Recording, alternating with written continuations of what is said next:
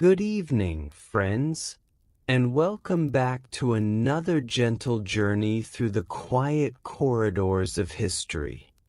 Tonight, we'll drift slowly into a world that feels both impossibly distant and strangely familiar.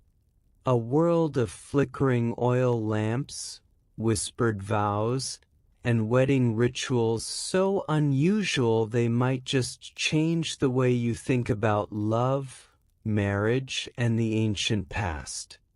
But before we begin, I want to ask you something. Where are you listening from tonight? Is it raining where you are? Or perhaps the stars are already out? And what time is it in your part of the world? I always wonder about that, how many different moments we're sharing all at once, across so many time zones. Now let's prepare. Dim your lights if you haven't already. Rest your head on your pillow, and allow your shoulders to sink a little deeper into the softness beneath you. Let your breathing slow just a bit. There's nowhere else you need to be right now. This is your time. And if this peaceful journey helps you unwind, feel free to like and subscribe, only if it feels right to you. No pressure, just an invitation. Tonight we're going to step into the world of ancient Rome, but not the Rome of gladiators and emperors. We're going to the quieter Rome, the Rome of everyday people, the Rome of brides who wore saffron-colored veils and carried flowers we can still smell in our imaginations. We're going to learn about a wedding ritual so peculiar, so strangely moving, that you might never think of marriage the same way again. So settle in. Let the world outside fade. And let me share with you this story, slowly, like honey dripping from a spoon. Good evening, friends, and welcome back to another gentle journey through the quiet corridors of history. Tonight, we'll drift slowly into a world that feels both impossibly distant and strangely familiar.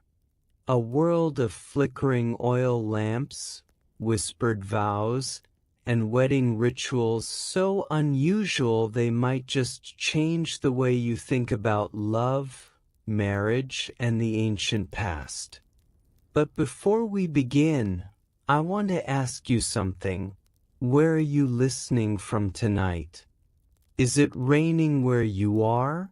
Or perhaps the stars are already out? And what time is it in your part of the world? I always wonder about that, how many different moments we're sharing all at once, across so many time zones.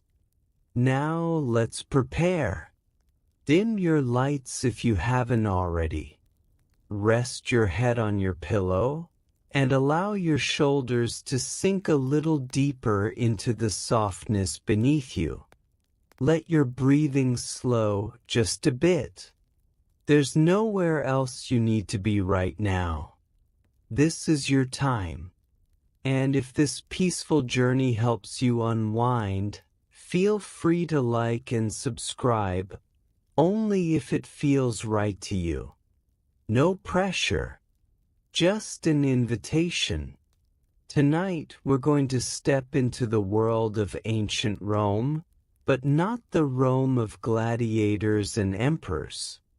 We're going to the quieter Rome, the Rome of everyday people, the Rome of brides who wore saffron-colored veils and carried flowers we can still smell in our imaginations. We're going to learn about a wedding ritual so peculiar, so strangely moving, that you might never think of marriage the same way again. So settle in. Let the world outside fade. And let me share with you this story, slowly, like honey dripping from a spoon. Imagine, if you will, a warm afternoon in the city of Rome, sometime around the year 50 BC. The sun is golden and heavy, the kind of light that makes everything look like it's been dipped in amber. The streets are dusty, and the air smells faintly of baking bread and olive oil. Somewhere in a modest home on the Aventine Hill, a young woman named Lucia is getting ready for her wedding. Her hands are trembling just a little, not from fear exactly, but from the weight of the moment. Today she will leave her father's house forever. Today she will become someone's wife. And today she will perform a ritual that her mother performed and her grandmother before that, stretching back through generations like a thread woven into the fabric of Roman life. Let me tell you about Lucia's dress. It's not white. That detail always surprises people. We think of brides in white because of Queen Victoria, who wore a white gown in 1840 and started a trend that never really stopped. But Lucia's dress is the color of saffron, a deep, glowing yellow-orange that seems to capture sunlight itself.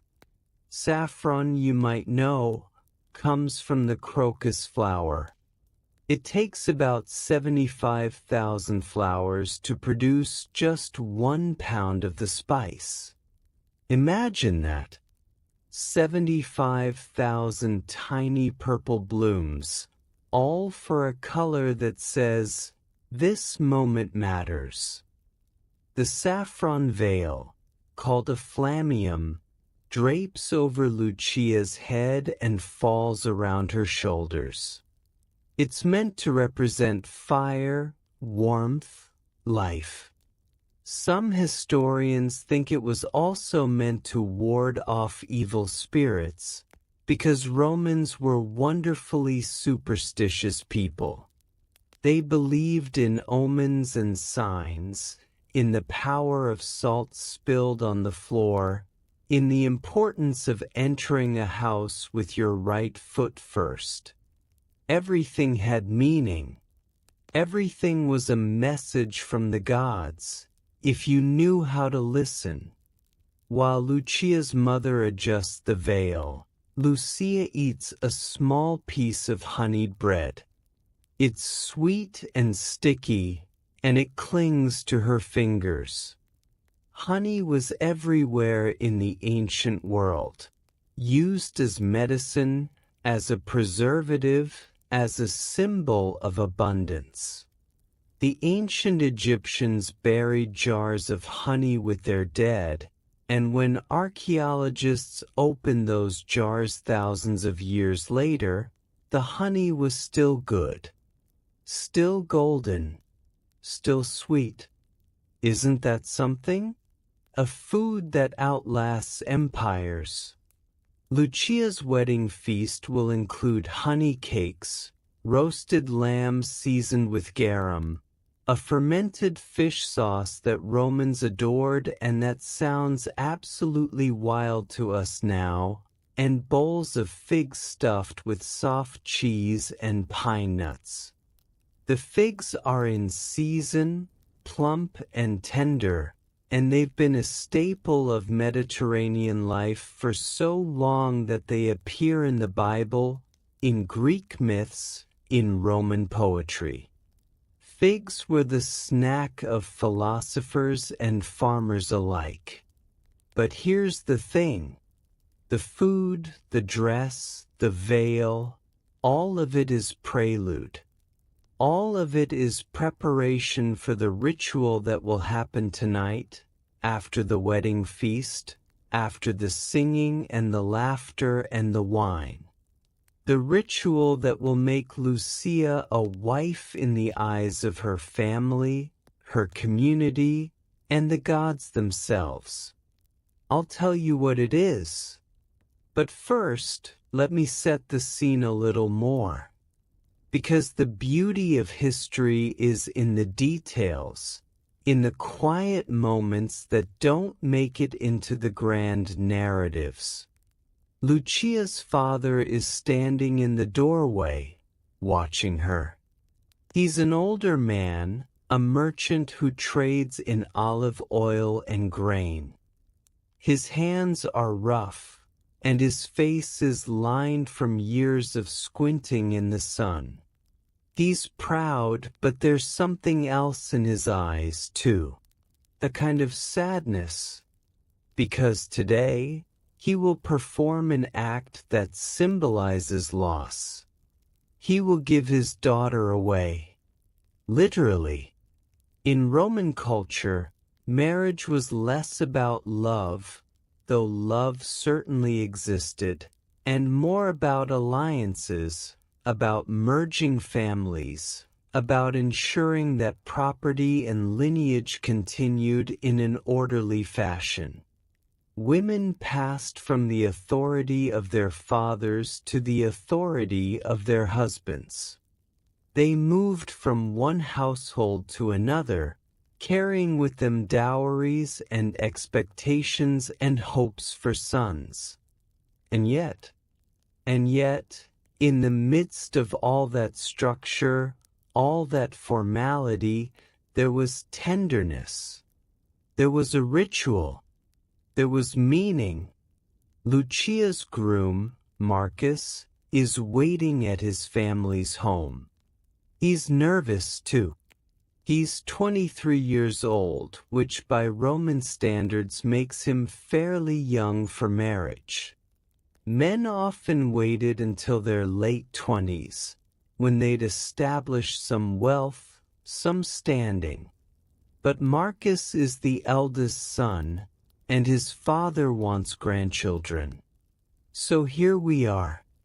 Marcus has spent the day making offerings to the household gods, the Laras and Penates, who protect the home and family. He's left out wine and bread, and he's whispered prayers. He wants this marriage to be blessed. He wants Lucia to be happy. He's met her only a handful of times, but she seems kind. She has a gentle laugh. That's enough to build on, he thinks. The afternoon stretches. The sun begins to lower. Lucia's bridesmaids, friends from childhood, help her put on her jewelry. Simple things. A bronze bracelet. Earrings shaped like tiny leaves. And on her finger, a ring. Iron, not gold. Practical. Meant to last. Someone brings her a small dish of roasted chickpeas, lightly salted. She eats a few, slowly, letting the salt bloom on her tongue. Chickpeas were a common food, cheap and filling. The Romans ate them roasted, boiled, ground into flour. They were the food of soldiers and slaves, of families and festivals. Humble but essential. And then, as the light turns soft and golden, as the first evening breeze stirs the curtains, Lucia's mother takes her hand and says, "It's time." The procession begins. This is the deductio, the journey from the bride's home to the groom's. It's not a long walk. Marcus lives just a few streets away, but it's significant. Lucia is accompanied by her bridesmaids, by torchbearers, by musicians playing flutes. The torches are made of hawthorn wood, which burns bright and clean. Hawthorn, in Roman belief, protects against evil. It's another layer of meaning, another symbol woven into the ritual. Lucia's mother doesn't walk with her. That would be inappropriate. Instead, she stands in the doorway and watches her daughter disappear into the dusk. She's crying quietly, not from sadness, exactly, but from the enormity of the moment. This is what mothers have done for thousands of years, watched their children step into new lives, knowing they can't follow. As Lucia walks, people come out to watch. They throw nuts, walnuts, almonds at the procession. It's meant to be playful, a symbol of fertility and abundance. The children scramble to pick up the nuts, laughing. The whole neighborhood is involved. Marriage in Rome is not a private affair. It's a community event, a reaffirmation of social bonds. And then, finally, Lucia arrives at Marcus's door. This is it, the threshold, the moment everything changes. She stops. Marcus is standing just inside, waiting. And here, right here, is where the shocking ritual happens. The ritual that seems so strange to us now, but made perfect sense to the Romans. Lucia does not step across the threshold.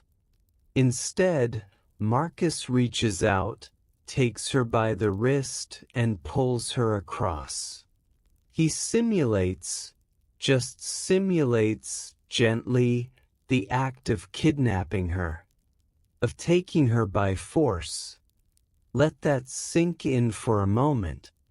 This is a symbolic abduction, a reminder, a ritual echo of an older, darker practice. Or perhaps a myth. It's hard to say where history ends and legend begins.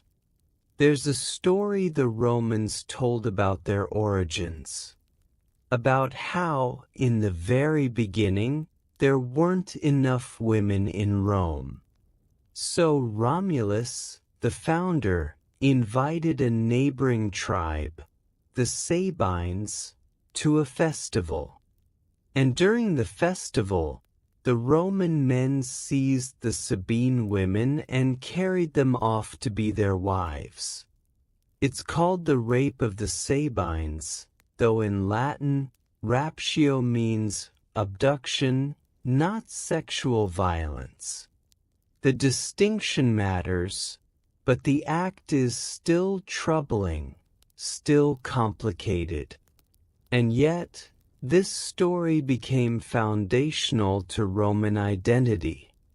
It was depicted in art, in sculpture, in poetry. It was a story about survival, about the lengths a people would go to in order to ensure their future. And it left its mark on Roman weddings, in this small, symbolic gesture. A groom pulling his bride across the threshold as if to say, "You are mine now. You belong to this house." But here's where it gets interesting, where it softens. Because even though the gesture is a symbolic abduction, Lucia also participates. She touches the doorposts with oil and wool, anointing the entrance, making it sacred. She's not just a passive object being taken. She's an active participant in the ritual. She's claiming this space as her own too. And Marcus, for his part, is gentle. He pulls her across, yes, but then he welcomes her. He offers her fire and water, symbols of life, of sustenance, of home. He says, "Where you are Gaius, I am Gaia," an old formula that means something like, "Where you are, I am. We are one." It's a ritual layered with contradictions, forceful and tender, ancient and evolving, a reminder of a violent past, transformed into something softer, something almost sweet. Lucia steps inside. The door closes behind her, and in that moment, she is no longer her father's daughter. She is Marcus's wife. She is part of a new family, a new household, a new story. The guests cheer. The torches flicker. And somewhere in the kitchen, someone is already preparing the wedding feast. The honey cakes, the lamb, the figs, the wine, and the night stretches ahead, full of promise and uncertainty and hope. Allow your breath to slow just a little more now. Let your body sink deeper into comfort. We're going to linger here at this moment, at the threshold, because there's so much more to understand. So much more that will surprise you. The threshold in Roman culture was not just a physical space. It was a spiritual one, a boundary between the outside world and the inner sanctum of the home. And crossing it, especially for the first time as a bride, was fraught with meaning. There was a god for the threshold. Of course there was. The Romans had gods for everything. Gods for doorways, for hinges, for the hearth, for the pantry. They believed that divine forces animated every aspect of daily life, and if you wanted things to go well, you honored those forces. You made offerings. You whispered prayers. The god of the threshold was named Limentinus. Not a major god, not someone you'd build a grand temple for, but important nonetheless. And the bride had to be careful not to trip as she crossed the threshold, because tripping would be a terrible omen. It would suggest that the marriage was cursed, that the household would be troubled.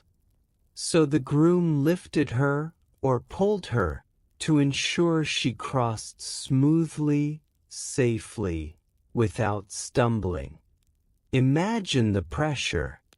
Lucia, in her saffron veil, trying to keep her balance, trying not to catch her dress on the doorframe, trying not to think about the fact that everyone is watching, waiting to see if she'll trip. It's almost funny in a way. This enormous, life-changing moment. And the thing that matters most is whether or not you stub your toe. But that's a ritual for you. It takes the enormous and makes it tangible. It takes the abstract concept of marriage and turns it into something you can see, touch, perform. It gives you something to do with your hands, your feet, your body, when your mind is too overwhelmed to know what to think. Once Lucia is inside, the door closes. And now the focus shifts to the hearth. The hearth in a Roman home was the heart of everything. It was where the fire burned, where meals were cooked, where the family gathered. And it was sacred. The goddess Vesta watched over the hearth, and every home had a small shrine to her, a place where offerings were made, where the fire was tended. Lucia approaches the hearth. She kneels. She places a small cake on the altar, a libum made of flour and cheese and honey, baked until golden. This is her offering to the household gods, her way of saying, I am here now. I am part of this family.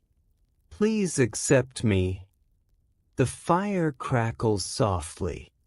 The room smells of wood smoke and baking bread. Someone has prepared a dish of olives, brined and plump, and a bowl of roasted pine nuts, still warm. Marcus offers Lucia a cup of wine, diluted with water in the Roman fashion.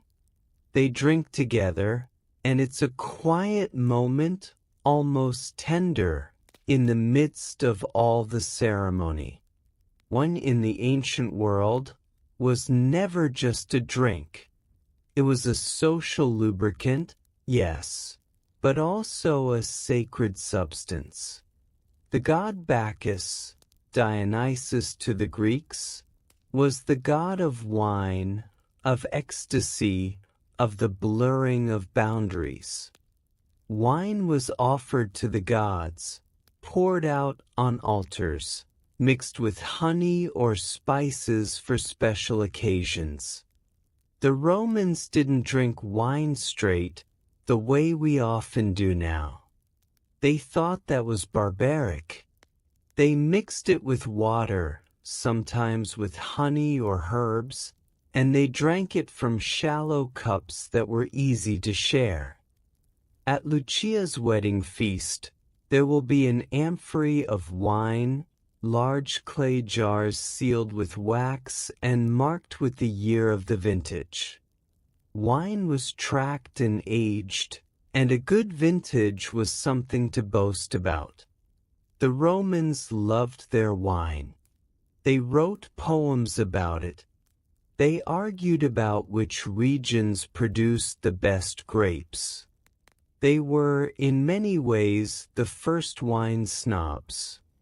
But let's return to the hearth, because this is where another surprising detail emerges. Lucia, kneeling by the fire, is expected to demonstrate her skill as a homemaker. Not immediately, not tonight. Tonight is for celebration, but soon. She will be responsible for the household, for managing the slaves, if Marcus's family is wealthy enough to have them, for overseeing the preparation of meals, for ensuring that the home runs smoothly. This is her domain now, her responsibility. And here's the thing. Roman women, especially married women, had more power than we often give them credit for. Yes, they were legally under the authority of their husbands. Yes, they couldn't vote or hold public office. But within the home, they wielded considerable influence. They controlled the household finances. They made decisions about food, clothing, and education. They negotiated with merchants, settled disputes among slaves, and managed the daily operations of domestic life. A Roman matron, a married woman of good standing, was respected. She was called domina, mistress of the house.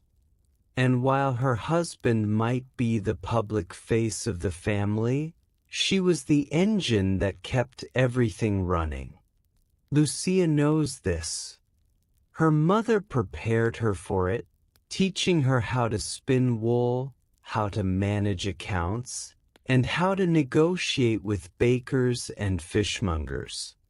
Lucia can calculate the cost of a week's worth of grain in her head. She knows how to judge the quality of olive oil by its color and smell. She knows which herbs to use for which ailments, which prayers to say when someone is sick. She is, in other words, competent, prepared, and that competence is part of what makes her valuable, part of what makes this marriage work. But tonight, she doesn't have to think about any of that. Tonight, she is simply a bride, standing by the hearth, making her first offering, beginning her new life. The guests are gathering in the atrium now, the central courtyard of the house. There are couches arranged for reclining, Roman style, and tables piled with food. The scent of roasted meat fills the air. Someone has prepared a dish of dormice. Yes, dormice, those tiny rodents, stuffed with pork and pine nuts and roasted until crispy. It sounds bizarre to us, but to the Romans, it was a delicacy.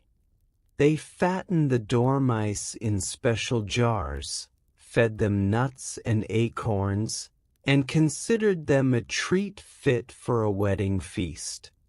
There are also platters of garum marinated fish, bowls of lentils cooked with leeks and coriander, baskets of bread still warm from the oven. And for dessert, there will be honey cakes soaked in sweet wine and fresh dates stuffed with ground almonds. The dates are imported from North Africa, a luxury item, a sign that this family has means. Food in Rome was never just sustenance. It was a statement, a display of wealth, of taste, of connection to the wider world. The Roman Empire stretched from Britain to Egypt, from Spain to Syria, and all those places sent their goods to Rome, spices from India, silk from China, garum from the coasts of Hispania. To eat in Rome was to consume the world. But I'm getting ahead of myself. Let's slow down. Let's stay in this moment, with Lucia by the hearth, the fire warm on her face, the smell of wood smoke and honey in the air. Marcus sits beside her. He's nervous, but he's trying not to show it. He reaches for a piece of bread, tears it, offers half to Lucia. She takes it. They eat together, in silence, and it's a simple gesture, but it means something. Sharing food is one of the oldest rituals of human connection. It says, I trust you. I will sustain you. We are in this together. Outside, the torches are still burning. The musicians are playing a soft melody on their flutes. The night is warm, and the stars are beginning to appear. Somewhere in the neighborhood, a dog barks. Somewhere else, a child laughs. Life goes on as it always does, while two people sit by a fire and begin the quiet, daily work of becoming a family. And in the morning, Lucia will wake up in a new bed, in a new room, in a new life. She will touch the walls and think, this is mine now. She will walk to the hearth and tend the fire, and she will remember her mother doing the same. She will make offerings to the household gods, and she will pray for children, for health, for peace. But for now, she is simply here, present, at the threshold of everything. Let your eyes close if they haven't already. Let your breathing deepen. We're moving forward now, but gently, like the turning of a page. The morning after the wedding is called the dies postero, the day after, and it has its own rituals, its own significance. Lucia wakes early. The light is soft, filtering through the narrow windows of the bedroom. Marcus is still asleep beside her, his breathing slow and even. She lies still for a moment, adjusting to the strangeness of it all. A new bed, a new room, a new life. Eventually she rises. She wraps herself in a simple tunic, nothing fancy, not like the saffron dress from yesterday, and makes her way to the kitchen. The house is quiet. The slaves, if there are any, are just beginning to stir. The fire in the hearth has burned down to embers, and Lucia kneels to coax it back to life. She adds kindling, blows gently, watches the flames catch. This is her hearth now, her responsibility, and there's something deeply satisfying about it, something grounding. The fire is a constant. It needs tending, feeding care. And in return, it gives warmth, light, the ability to cook food and boil water and keep the darkness at bay. Lucia boils water for porridge, pulse, a thick mixture of barley or wheat cooked with water or milk. It's plain, but filling. She adds a drizzle of honey and a pinch of salt, and it becomes almost comforting. Porridge was the breakfast of emperors and beggars alike. Everyone ate it. It was cheap, easy, reliable. As she eats, she thinks about the day ahead. There will be visitors. It's customary for family and friends to come by the day after the wedding, to offer congratulations, to bring gifts. Lucia will need to receive them graciously, to play the role of hostess, to prove that she is capable, that she belongs here. Her mother will come. Lucia is both eager and nervous about that. She wants her mother to be proud, to see that she's managing, that she's not overwhelmed. But she also knows that her mother will notice everything: the state of the hearth, the cleanliness of the floors, the way Lucia has arranged the household altar. Mothers always notice. Marcus wakes and joins her in the kitchen. He's shy this morning, a little awkward. They're still strangers, really, despite everything. They exchange a few words, pleasantries, small talk about the weather, about the day's plans. It's stilted but not unkind. They're feeling their way forward, learning how to be with each other. Together, they make an offering at the household shrine. A small cake, a cup of wine, a whispered prayer. Marcus's family is not particularly devout, but they are careful. They believe in hedging their bets, in keeping the gods on their side. You never know when you might need a favor. And then the visitors begin to arrive. First, Marcus's mother, a formidable woman named Cornelia. She's in her 50s, her hair streaked with gray, her face lined but strong. She embraces Lucia, and there's a warmth to it, a genuine welcome. "You did well yesterday," she says. "You didn't trip. That's a good sign." Lucia laughs, relieved. "I was terrified I would." "Everyone is," Cornelia says. "I tripped at my wedding. Caught my sandal on the threshold and nearly fell flat on my face. My mother-in-law said it was an omen of disaster. But here I am 40 years later, still standing. It's a small moment, but it means everything. This woman, this stranger, is offering reassurance, connection. She's saying, you're one of us now. You're family."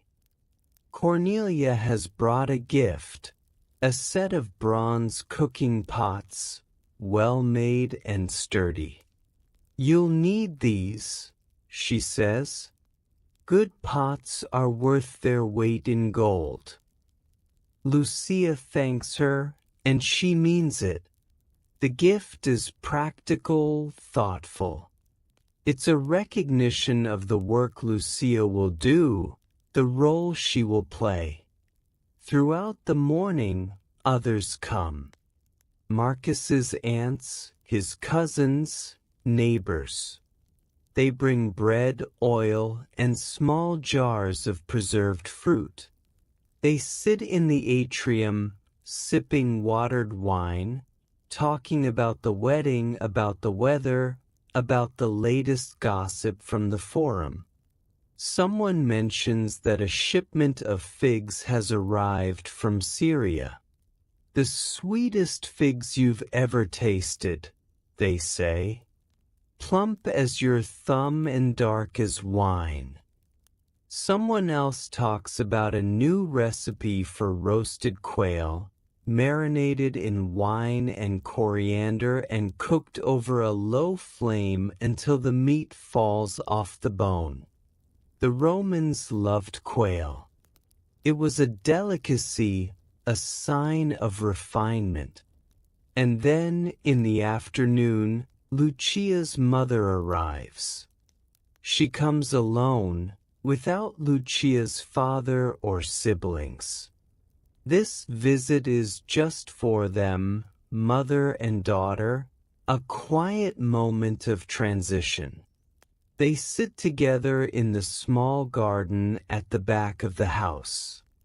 There are herbs growing here, basil, rosemary, mint, and the air smells green and fresh. Lucia's mother takes her hand. "How are you?" she asks, and her voice is gentle. "I'm well," Lucia says. "A little overwhelmed, but well." "That's normal." Her mother pauses. "Marriage is strange at first. You're living with someone you barely know, and you're expected to build a life together. It takes time. Be patient with yourself. Be patient with him." Lucia nods. She wants to ask so many things. How to manage the household, how to handle Marcus's moods, how to know if she's doing any of this right. But the words tangle in her throat. Her mother seems to understand. "You'll figure it out," she says. "You're clever. You're capable. And you're not alone. I'm still here.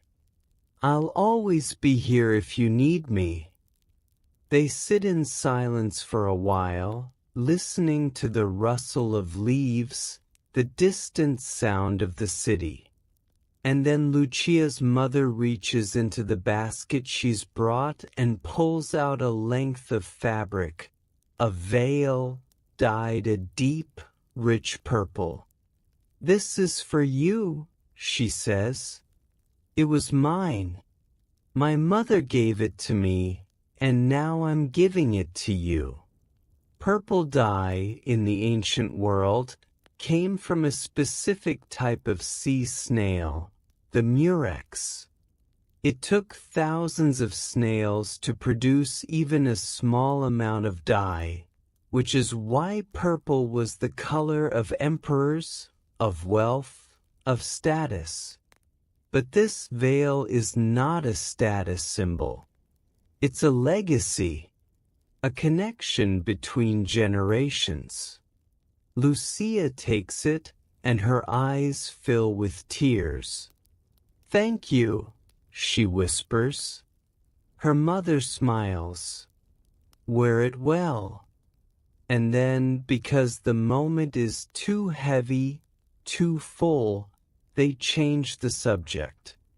Lucia's mother asks about the wedding feast, about the guests, about whether Marcus is kind.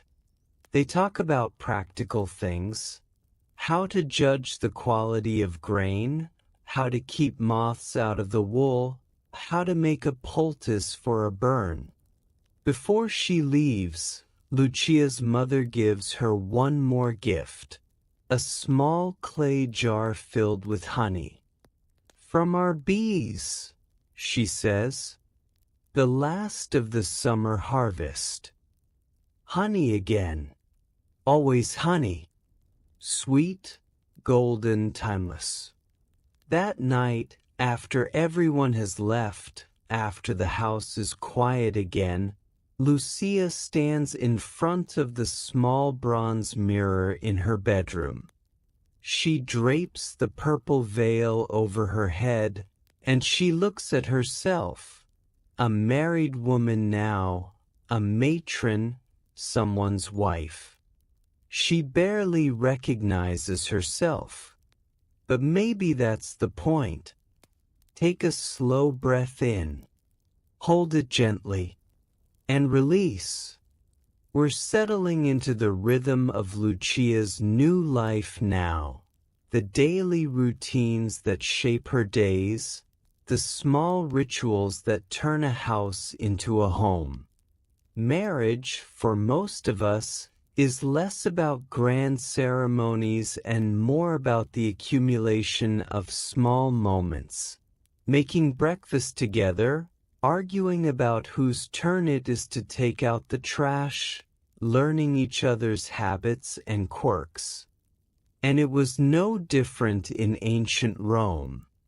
Lucia quickly learns that Marcus is a morning person. He wakes with the sun, eager to get to the forum, to start his day. Lucia, on the other hand, would prefer to sleep a little longer, to ease into wakefulness. But she doesn't complain. She rises when he does, lights the fire, prepares a simple breakfast. They eat together most mornings, bread and cheese, sometimes a bit of leftover fish from the night before, always a cup of watered wine. The Romans didn't drink plain water if they could avoid it. Water sources were often questionable, and wine was thought to purify it, to make it safe. So even children drank diluted wine. It was practical, not decadent. After breakfast, Marcus leaves for the forum. He works as a scribe, copying legal documents, composing letters for wealthy clients who can't write or don't want to bother. It's steady work, respectable work, but not particularly lucrative. They're comfortable but not wealthy. They have enough. Lucia spends her mornings managing the household. They don't have slaves, so she does the work herself, sweeping the floors, washing the linens, shopping for food at the market. The market is her favorite part of the day. It's loud and chaotic, full of vendors shouting about their wares, full of smells, roasting meat, fresh bread, ripe fruit, fish laid out on ice. She buys what they need: a few eggs, a handful of figs, a small fish wrapped in leaves. She haggles because that's expected, and she's good at it. She knows the fair price for things, and she won't be cheated. At one of the stalls, she buys a small honey cake, still warm from the oven. The vendor is an old woman with strong hands and a kind smile. "For you, dear," she says, and she doesn't charge much. Lucia eats it on the way home, the sweetness melting on her tongue, the honey mingling with the faint taste of sesame seeds. Back at home, she prepares the midday meal. Romans typically ate 3 meals a day: ientaculum, breakfast; prandium, lunch; and cena, dinner. Lunch was light, often just bread and cheese and fruit. Dinner was the main meal, eaten in the late afternoon or early evening. Today, Lucia is making lentil stew. Lentils were a staple, cheap and nutritious. She cooks them with onions and leeks, adds a splash of vinegar for tang, a pinch of cumin for warmth. It's a simple dish, but it fills the house with a comforting smell. While the stew simmers, she sits and spins wool. This is one of the defining tasks of a Roman matron: spinning, weaving, making cloth. It's both practical and symbolic. A good wife is industrious, productive. She doesn't sit idle. Lucia's mother taught her to spin when she was a child. She remembers sitting beside her mother in the courtyard, learning to tease the fibers, to keep the tension even, to work the spindle with a rhythm that became almost meditative. It's slow work, but satisfying. There's something deeply human about taking raw wool and turning it into thread, and then turning thread into cloth, and then turning cloth into a tunic or a blanket or a veil.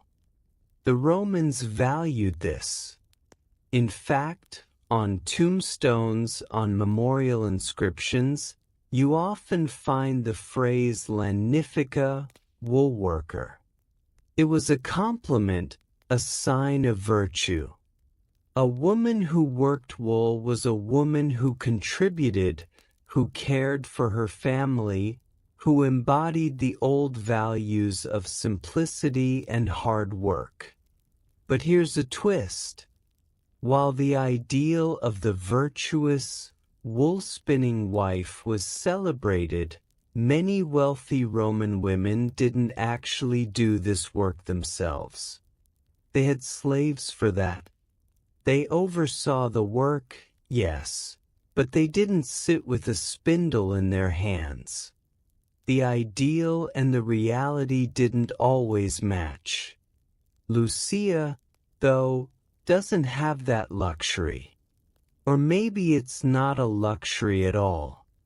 Maybe there's something grounding about the work, something that keeps her connected to the generations of women who came before her. By the time Marcus comes home in the late afternoon, the house is in order. The stew is ready. The floors are swept. The hearth is tended. Lucia feels a quiet pride in that. They eat dinner together, sometimes talking, sometimes in companionable silence. Marcus tells her about his day. A client who argued over the wording of a contract, a letter he had to write to a merchant in Alexandria. Lucia tells him about the market, about the fish vendor who tried to overcharge her, about the honey cake. It's mundane, all of it, but it's also the fabric of their life. The small, daily exchanges that build intimacy, that turn two strangers into partners. After dinner, they make an offering at the household shrine. A few drops of wine, a bit of bread. It's a routine now, automatic, but still meaningful. The gods are always watching, always listening.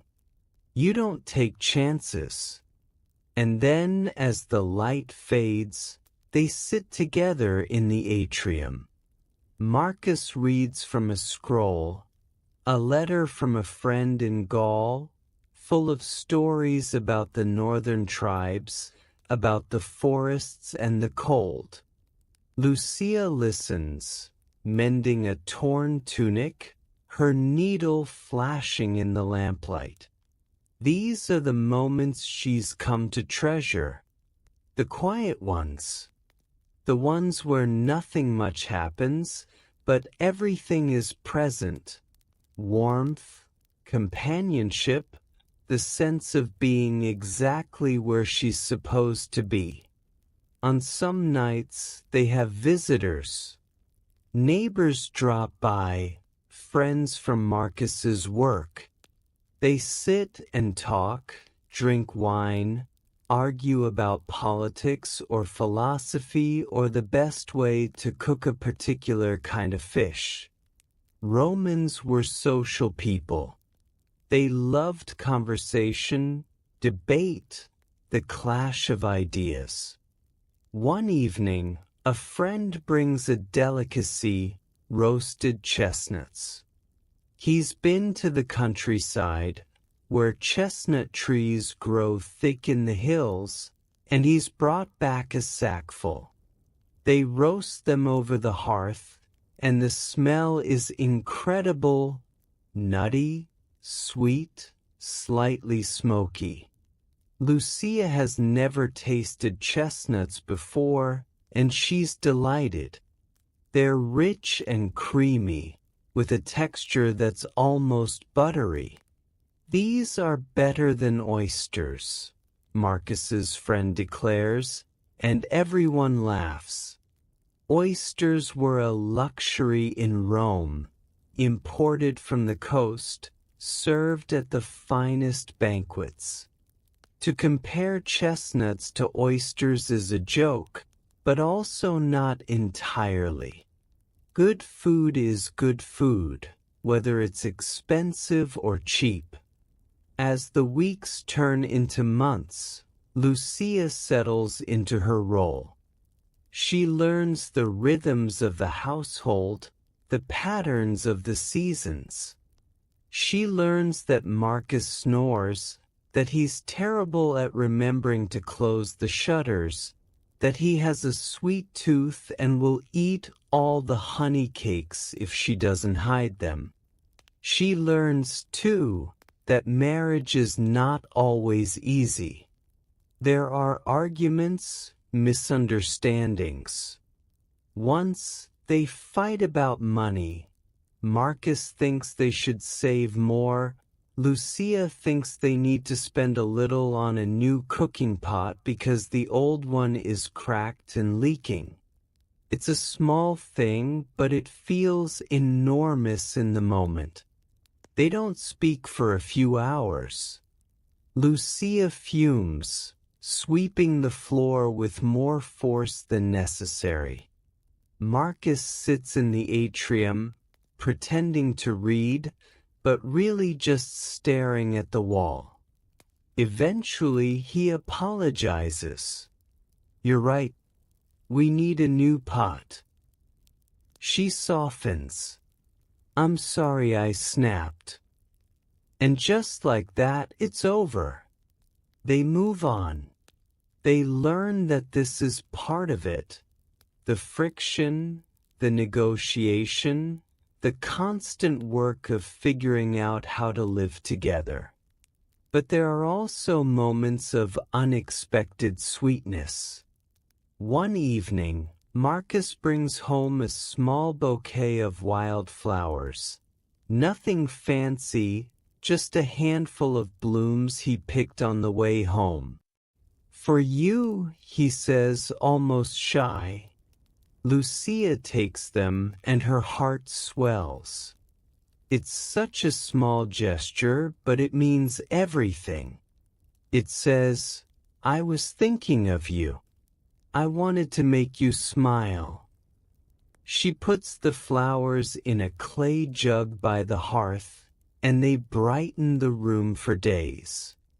Allow yourself to drift now deeper into the story, deeper into this world. We're approaching a festival, a celebration that will pull Lucia out of the daily routine and into the life of the community. It's early December, and Rome is preparing for the Saturnalia, a festival honoring Saturn, the god of agriculture and time. Saturnalia is one of the most beloved festivals in the Roman calendar. It's a time of feasting, gift-giving, role reversals. For a few days, the normal social order is upended. Slaves are served by their masters. Gambling is allowed in public. Everyone wears the pileus, a soft felt cap that symbolizes freedom. Chaotic, joyful, excessive. It's the Roman version of Christmas and New Year's Eve rolled into one, with a dash of Mardi Gras thrown in for good measure. Lucia is both excited and nervous. This will be her first Saturnalia as a married woman, her first time hosting guests in her own home. She wants everything to be perfect. She spends days preparing. She cleans the house from top to bottom, airs out the linens, polishes the bronze. She goes to the market and buys ingredients for a feast: a chicken, a slab of pork, fresh greens, dried figs, almonds, honey, wine. She also buys gifts, because gift-giving is a central part of Saturnalia. Small things, mostly candles, pottery cups, a bag of walnuts. For Marcus, she's made a new tunic, spending hours spinning and weaving and stitching. It's the best work she's ever done, and she's proud of it. On the morning of the festival, she wakes early to start cooking. The chicken is stuffed with bread and herbs and roasted until the skin is crispy and golden. The pork is marinated in a mixture of wine, honey, and garum, then seared over high heat and left to cook slowly. The smell is intoxicating, savory, sweet, rich. She makes honey cakes, mixing flour and honey and a little oil, shaping them into small rounds, baking them until they're golden and fragrant. She makes a salad of fresh greens dressed with olive oil and vinegar. She sets out bowls of nuts and dried fruit. By mid-afternoon, the guests begin to arrive. Marcus's friends, his cousins, a few neighbors.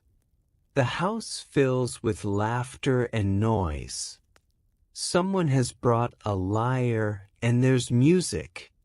Someone else has brought more wine, much more wine than is probably necessary. They recline on couches in the atrium, eating and drinking and talking. Lucia moves among them, refilling cups, offering more food, making sure everyone is comfortable. She's playing the role of hostess, and she's good at it. She's warm, gracious, attentive. At one point, Marcus pulls her aside. "You're wonderful," he says. "Everyone loves you." She laughs. "I'm exhausted." "I know. But you're wonderful." It's a small moment, but it anchors her. She takes a breath and plunges back into the chaos. As the evening wears on, the mood shifts. The formality loosens. Someone suggests they play a game.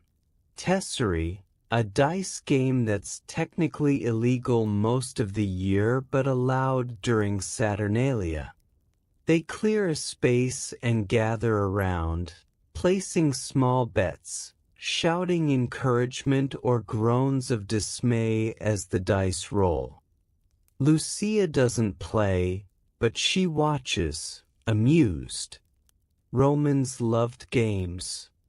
They were competitive, strategic, sometimes ruthless. Board games, dice games, betting on chariot races, it was all part of the culture. Someone brings out a platter of stuffed dates, and Lucia takes one, biting into the sweet, soft fruit. Inside is a piece of marzipan, almond paste mixed with honey and shaped into a tiny ball. It's decadent, almost too sweet, but also delicious. Dates stuffed with nuts or cheese or marzipan were a common treat at Roman banquets. They combined luxury and practicality. The dates preserved the filling, and the filling enhanced the dates. As the night deepens, they sing. Old songs, folk songs, bawdy songs that make everyone laugh. Lucia finds herself swept up in it, clapping along, her voice joining the others. She feels, for the first time, like she truly belongs. Like she's not just Marcus's wife, but part of this community, part of this web of relationships and traditions. Later, when the guests have left and the house is quiet again, Lucia and Marcus sit by the hearth. They're both tired, pleasantly full, a little drunk. The fire has burned low, and the light is soft and golden. "That was perfect," Marcus says. Lucia smiles. "It was, wasn't it?" They sit in silence, and it's the comfortable kind, the kind that doesn't need words. Outside, the city is still celebrating. Somewhere, someone is singing. Somewhere else, someone is lighting fireworks. A new fashion imported from the East, dangerous and thrilling. Lucia thinks about the year that's passed. The wedding, the threshold, the morning after. The daily routines, the small arguments, the moments of unexpected joy. She thinks about how strange it all felt at first, and how normal it feels now. She looks at Marcus, and he looks at her, and something passes between them.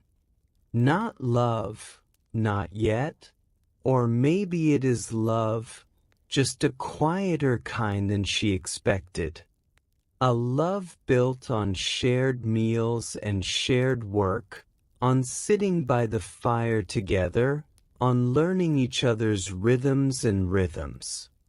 "I'm glad I married you," she says, and she means it. Marcus grins. "I'm glad you didn't trip." They laugh, and the sound fills the room, warm and bright, chasing away the shadows. Let your mind drift now gently as we come to the end of our journey. Take a slow, deep breath. Feel the weight of your body, the softness of your bed, the quiet around you. We've spent this night with Lucia, watching her step across the threshold from one life into another.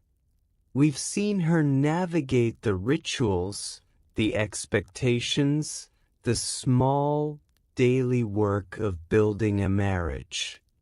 And through her story, we've glimpsed something larger, a world that's both strange and familiar, a world where love and law and tradition all tangled together in ways that shaped people's lives.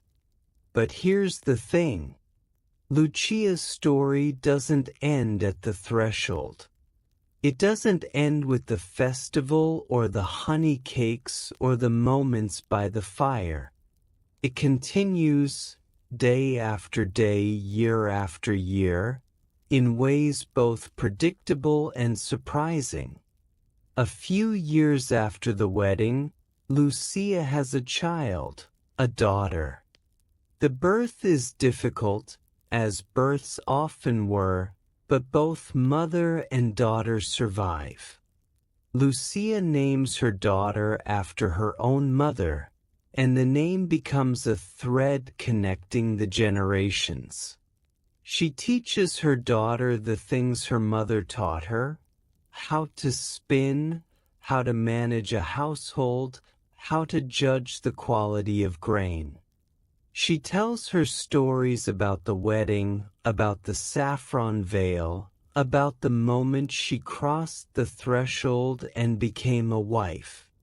And one day, many years later, when her daughter is grown and preparing for her own wedding, Lucia will take out the purple veil, the one her mother gave her, and she'll drape it over her daughter's head. She'll say, "This was my mother's. Now it's yours." And the ritual continues. The thread holds. But Lucia's story is also part of a larger tapestry. The ritual of the threshold, the symbolic abduction, the crossing into a new life, all of this was part of Roman culture for centuries. And then, slowly it changed. As Rome grew, as it absorbed new peoples and new ideas, the rituals evolved. Christianity, when it came, brought different notions of marriage. Marriage as a sacrament, as a spiritual union, not just a legal contract. The idea of consent became more important. The idea that a bride should choose, not be taken. The threshold ritual, with its echoes of abduction, softened further, became more symbolic. Eventually, it became something we still recognize. A groom carrying his bride over the threshold, a gesture that's both romantic and a little puzzling if you don't know where it comes from. And that's the thing about rituals.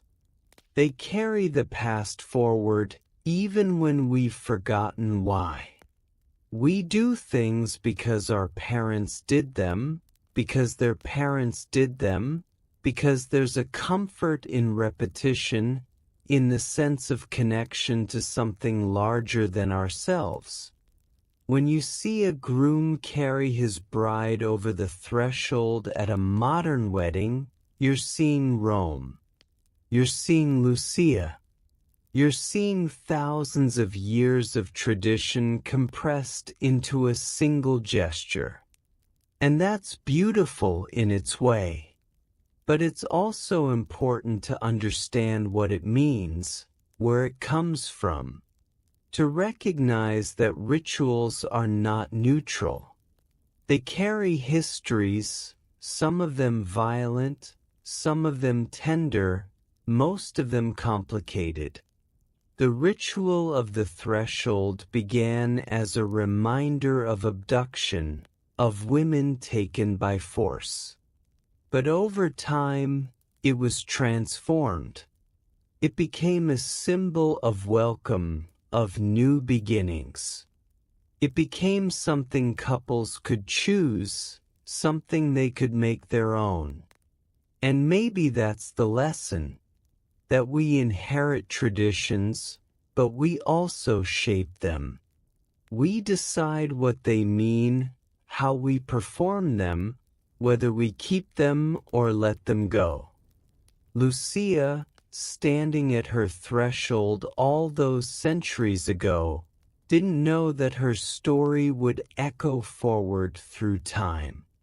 She didn't know that historians would study her wedding rituals, that writers would imagine her life, that people in the future would read about her as they drifted off to sleep. She was just a woman trying to build a life, trying to navigate the expectations and opportunities of her world. She was ordinary in the best sense of the word. And her ordinariness is what makes her story so powerful. Because history isn't just about emperors and generals, about battles and laws and grand events. It's also about the daily lives of ordinary people, the meals they cooked, the work they did, the love they built, the traditions they kept. It's about thresholds, literal and metaphorical. The moments when we step from one life into another. The moments when we say, "This is who I am now. This is where I belong." And so we leave Lucia here, standing in her home, her daughter beside her, the fire burning on the hearth. We leave her in the middle of her life, surrounded by the small, daily rituals that give it shape and meaning. And we carry her with us, across the threshold of sleep, into the quiet country of dreams. Thank you for traveling through this gentle piece of history with me tonight. Thank you for letting me share Lucia's story, for lingering with me in the firelight, for imagining a world that's both impossibly distant and strangely close. If this journey helped you unwind, if it gave you a moment of peace, feel free to let me know in the comments. And if you drifted into peaceful sleep somewhere along the way, well, that's exactly what I hoped for. Sweet dreams, friends. May your own thresholds be crossed with grace, and may you find warmth and welcome on the other side. Until next time, rest well.